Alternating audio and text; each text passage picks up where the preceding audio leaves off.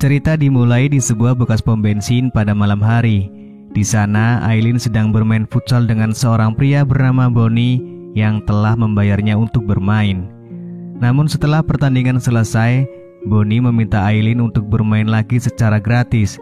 Hal ini membuat Aileen langsung marah karena dia adalah seorang pemain futsal bayaran yang profesional. Dengan tegas, Aileen menolak permintaan Bonnie dan segera pergi dari tempat tersebut. Aileen terus berjalan dan memasuki wilayah pantai. Di sana ia bertemu dengan sekelompok remaja yang tengah menikmati pertunjukan kembang api. Salah satu dari mereka bernama Jennifer memanggil Aileen dan mengajaknya untuk bergabung dengan perkumpulan mereka. Namun ketika Aileen hendak duduk bersama, seorang pemuda bernama Grady mendekatinya dan dengan nada sombong mengatakan bahwa jika Aileen ingin bergabung, dia harus bersedia bermain futsal dengan Grady secara gratis sekarang juga. Mendengar permintaan yang menyebalkan itu, Aileen semakin kesal dan tanpa pikir panjang, dia memberikan tamparan keras kepada Grady. Aileen pun langsung memutuskan untuk pamit pergi dari tempat itu. Namun Jenny yang terkesan dengan keberanian Aileen menghadapi Grady segera mengejarnya dan mengajaknya ke rumahnya. Jenny mengatakan bahwa dia sangat kagum dengan Aileen dan ingin Aileen tinggal di rumahnya karena Aileen tampaknya tidak memiliki tempat tinggal dan tidak tahu mau kemana. Aileen yang awalnya ragu akhirnya mengiyakan penawaran Jenny. Dia merasa terharu dan bersyukur atas tawaran baik dari Jenny. Selain itu, Aileen juga merasa senang karena akhirnya menemukan seseorang yang menghargai dan mengakui keberaniannya dalam menghadapi situasi sulit. Sesampainya di kamar Jenny, Aileen mendengarkan cerita yang menyentuh dari Jenny. Jenny menceritakan bahwa kini dia tinggal berdua bersama ayahnya yang bernama Louis karena ibunya telah lama meninggal dunia. Ternyata ayah Jenny adalah seorang pengusaha kaya raya dan juga ketua klub kapal paling terkenal di Amerika. Pagi harinya ketika Louis melihat Aileen memakai baju istrinya, dia cukup terkejut. Jenny segera bertanya dari mana Aileen mendapatkan baju tersebut. Dan Aileen dengan jujur mengatakan bahwa dia mendapatkannya dari gantungan baju yang berada di dekat kamar mandi. Mendengar hal tersebut, Jenny meminta Aileen untuk mengganti baju dengan baju miliknya. Namun, Louis justru melarangnya. Ternyata Louis sangat suka melihat Aileen memakai baju yang dulu pernah dipakai oleh ibu Jenny. Jenny kemudian memperkenalkan Aileen pada ayahnya dan terlihat Louis mulai menyukai Aileen karena dia merasa bahwa Aileen memiliki sikap humoris yang menyenangkan. Setelah Louis pergi, Jenny mengungkapkan rasa terima kasihnya kepada Aileen. Dia mengatakan bahwa Aileen telah berhasil membuat ayahnya yang selama ini murung kembali tertawa bahagia.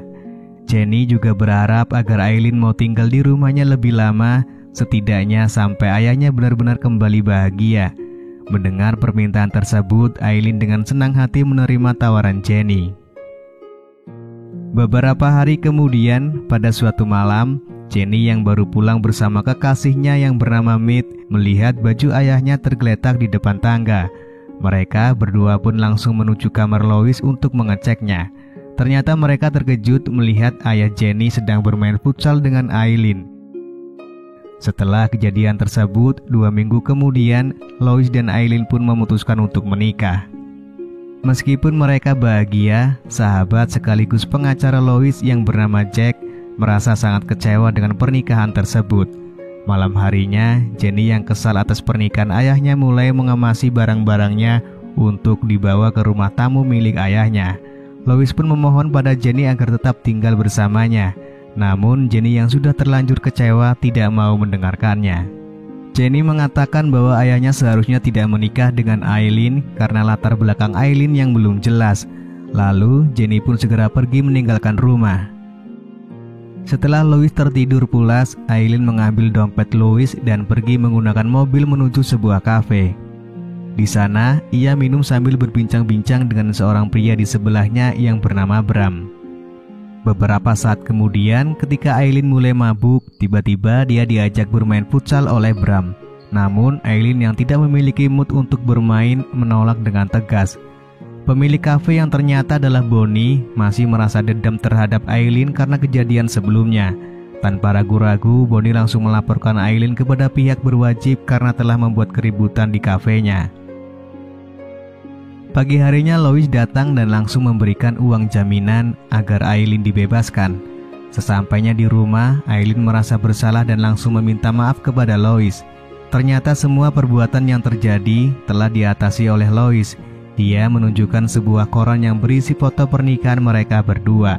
Hal tersebut menunjukkan bahwa apapun yang dilakukan Aileen sekarang akan berpengaruh pada nama baik Lois. Melihat hal itu, Aileen berjanji mulai sekarang akan menjaga sikapnya dan berusaha menjadi pendamping yang baik bagi Lois. Suatu hari, Lois bersama dengan Aileen sedang bersiap-siap untuk berlayar menggunakan kapal pesiar miliknya.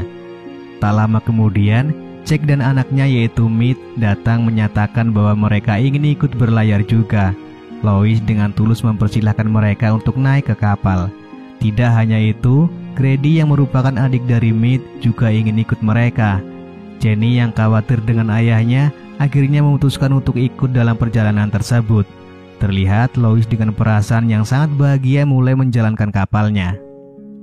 Di tengah perjalanan saat Aileen sedang di toilet, Jack berbicara pada Lois bahwa ia sedang mencari informasi tentang latar belakang Aileen. Sementara itu, Grady yang melihat Aileen pergi ke toilet mengikuti dan mengajaknya untuk bermain futsal. Namun Aileen berhasil menolak dan memberikan perlawanan kepada Grady. Malam harinya, Jenny melihat lampu di ruangan kerja ayahnya menyala dan dia langsung bergegas mengeceknya. Sesampainya di depan ruang kerja, dia terkejut melihat Aileen sedang mengisi sebuah cek yang ada di meja ayahnya. Aileen tampak menuliskan jumlah maksimal pada cek tersebut sebagai bagian dari pengisian cek untuk dicairkan. Jenny merasa sangat terkejut melihat kejadian ini, tetapi dia merasa tidak bisa berbuat apa-apa. Dia tidak tahu persis apa yang sedang terjadi dan situasi tersebut tampak rumit. Perasaan bingung dan khawatir melanda Jenny karena dia tidak ingin ayahnya mengalami masalah. Pada keesokan harinya, Jenny gelisah dan tidak bisa menahan rasa cemasnya setelah melihat banyak hal yang mengkhawatirkan semalam. Dia lalu menemui Jack dan bercerita tentang temuan yang mengejutkan semalam. Jack mengangguk serius saat mendengarkan kisah Jenny dan memberitahukan bahwa dia memiliki bukti mengenai masa lalu buruk Aileen. Saat Jenny mengutarakan rasa cemasnya tentang hak wajib dan kekayaan Lois yang mungkin telah diambil Aileen, Jack menenangkan Jenny dan menawarkan untuk mengatasi situasi ini dengan caranya. Jenny merasa bingung, namun pada akhirnya dia setuju untuk memberikan kesempatan kepada Jack. Esoknya, Jack dan Grady pergi ke rumah Lois untuk mencari tahu lebih lanjut tentang Aileen. Mereka tidak bertemu Lois di sana dan Aileen dengan tegas mengusir mereka. Tetapi Jack mengungkapkan semua bukti yang dia miliki tentang masa lalu Aileen yang gelap. Aileen menjadi panik dan gugup karena tidak dapat mengelak lagi. Tanpa ragu, Jack menunjukkan uang sejumlah $10.000 dan memintanya untuk mengambilnya serta meninggalkan rumah itu untuk selamanya. Namun, tiba-tiba suasana berubah menjadi tegang saat Aileen tiba-tiba mengeluarkan pistol dari laci meja Lois dan mengarahkan beberapa kali kepada Jack hingga tewas. Dan Grady juga bernasib sama ketika ia mencoba masuk untuk menolong ayahnya. Setelah itu kita diperlihatkan di masa sekarang di mana Aileen berada di dalam penjara. Aileen menjalani wawancara dengan polisi, namun petugas itu meragukan cerita Aileen tentang kejadian di masa lalu. Bagaimana mungkin Aileen dapat menghilangkan Jack dan Grady tanpa meninggalkan jejak atau bukti apapun? Polisi mencurigai kebenaran ceritanya. Aileen berusaha menjelaskan. Dia mengatakan bahwa ia merencanakan dengan hati-hati. Setelah menghabisi Jack dan Grady, dia mengaku membungkusnya menggunakan plastik sampah dan membuangnya di hutan. Dengan tegas dia mengklaim bahwa bukti-bukti tersebut sudah lenyap dan itulah sebabnya tidak ada yang bisa membuktikan perbuatannya. Lalu Aileen melanjutkan ceritanya kembali. Beberapa hari kemudian, suasana berubah menjadi mencengkam bagi Aileen. Saat ia sedang duduk bersantai di pinggir kolam renang, ada ketukan di pintu rumahnya. Dengan hati-hati, Aileen membuka pintu dan terkejut ketika melihat sebuah amplop. Ternyata, amplop tersebut berisi foto-foto yang menampilkan momen ketika Aileen membuang mayat Jack dan Grady ke dalam hutan. Suatu malam, Aileen terlihat masuk ke sebuah bank dengan maksud akan menutup semua tabungan milik Lois dan mencairkan seluruh uangnya. Di tempat yang berbeda, Jenny bersama Mead telah mendapatkan informasi tentang Ibu Aileen. Mereka menuju sebuah kafe tempat Ibu Aileen bekerja dan mulai berbincang dengannya.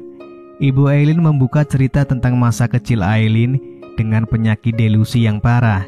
Dia menjelaskan bahwa Aileen adalah wanita yang kuat dan pantang menyerah dan akan melakukan apa saja untuk mencapai tujuannya.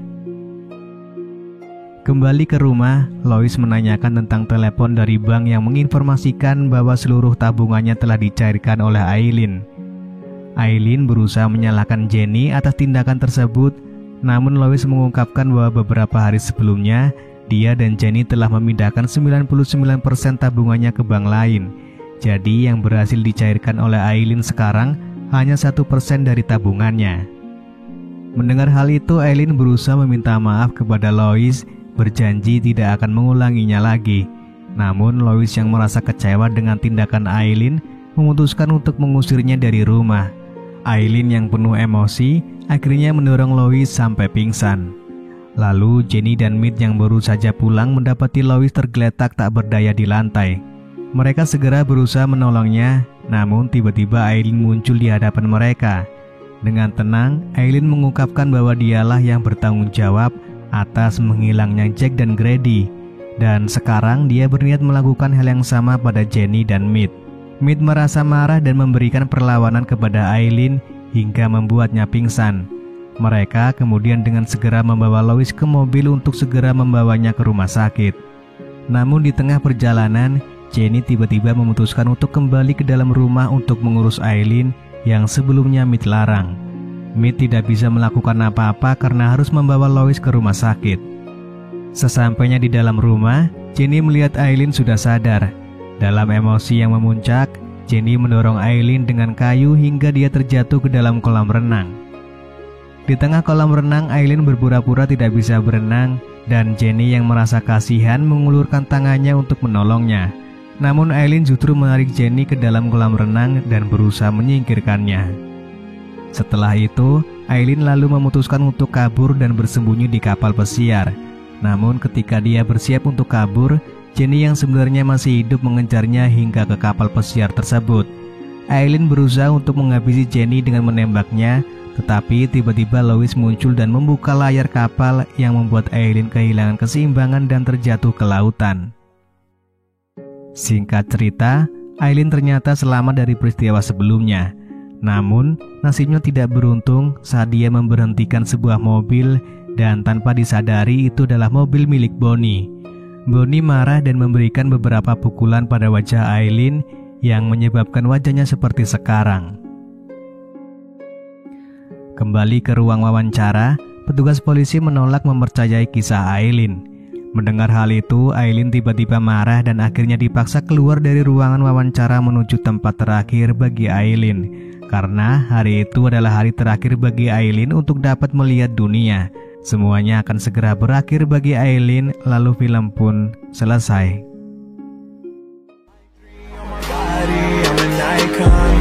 Girl about a 10, I should fuck her in a Benz.